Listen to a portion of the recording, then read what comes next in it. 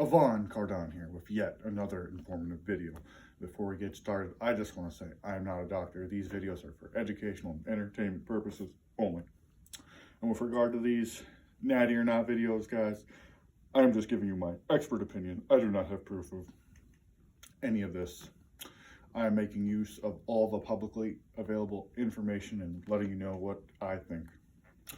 So another interesting one for today, guys. We are talking about IPF world record holder and IPF champ Ray Williams. It is interesting because in order to compete in the IPF, that means he is passing drug tests.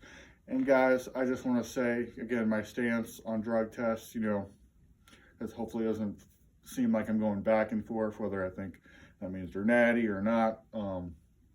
It is never a reason that you are natty, but at the same time, if like a guy like Lex Little in the other video just wasn't really planning on even doing a powerlifting meet, but then just does one and passes a drug test, that could be the reason, a reason why I think he is natty, but that would never be like the whole reason.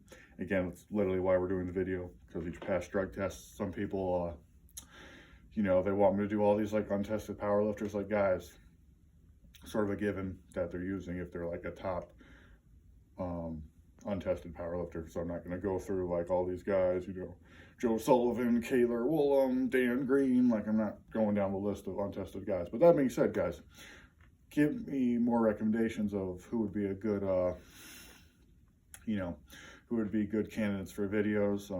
Sort of running out of the IPF guys, but if they have a large following and people know them, then I will definitely consider it. So guys, we will start with his physique.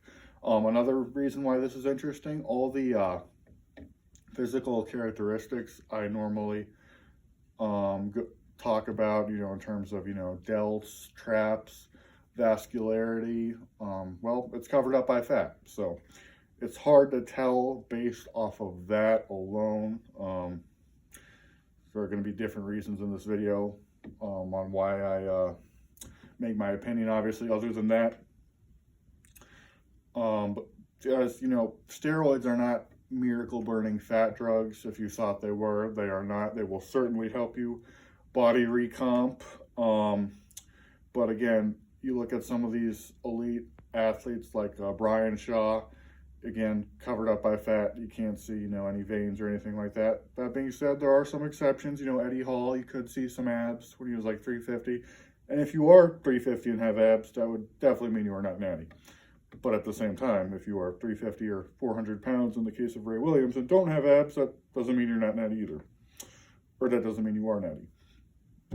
So let's get into the lifts, guys.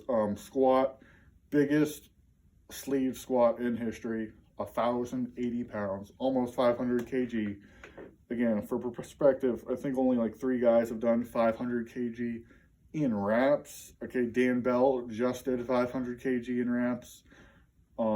Again, I don't even think that was like breaking parallel. I feel like there's different standards, honestly.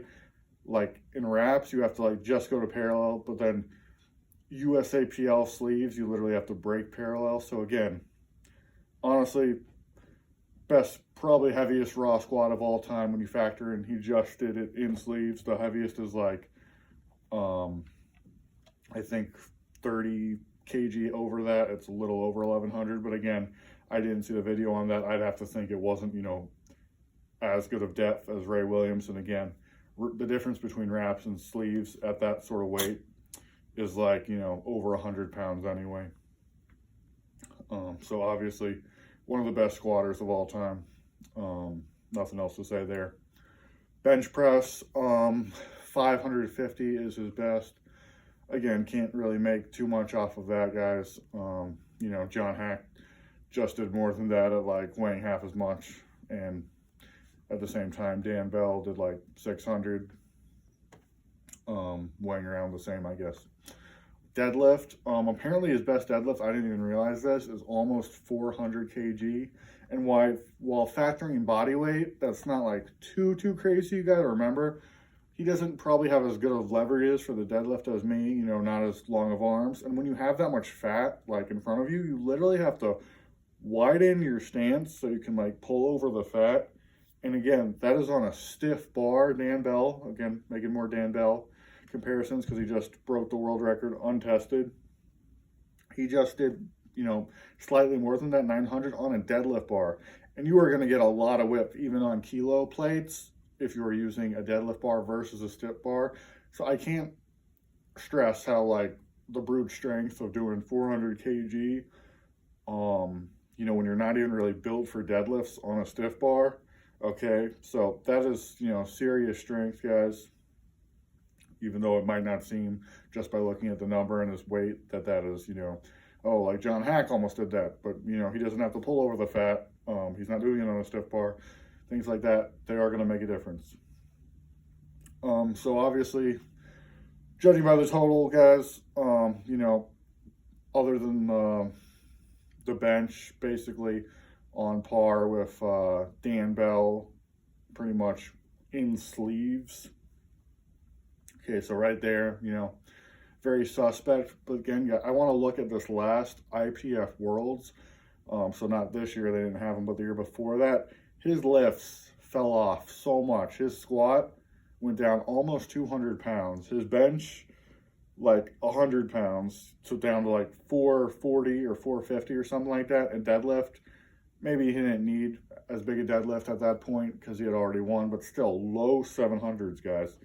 And I think that was coming off the birth of his child. Again, I think he had, again, to have a baby when you're on steroids, potentially you may have to come off and take HCG for a while to improve your sperm quality.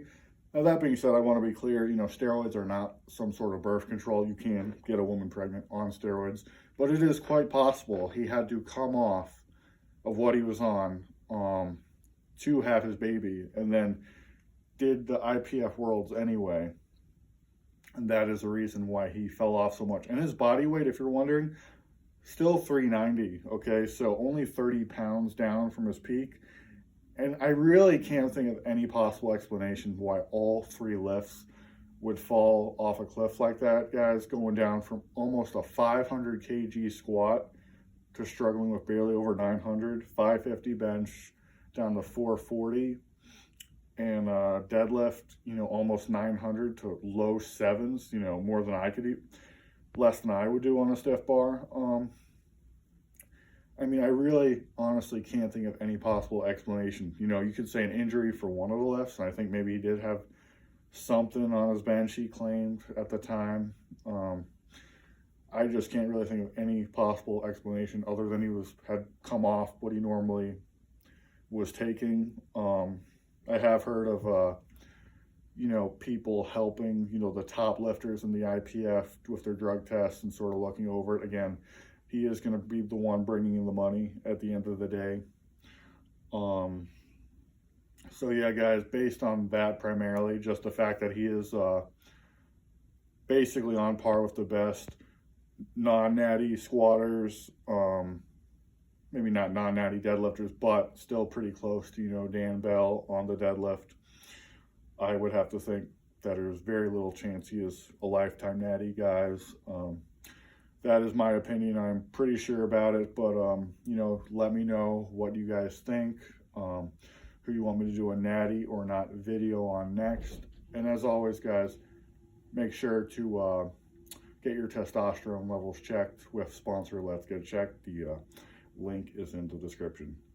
I am out, guys.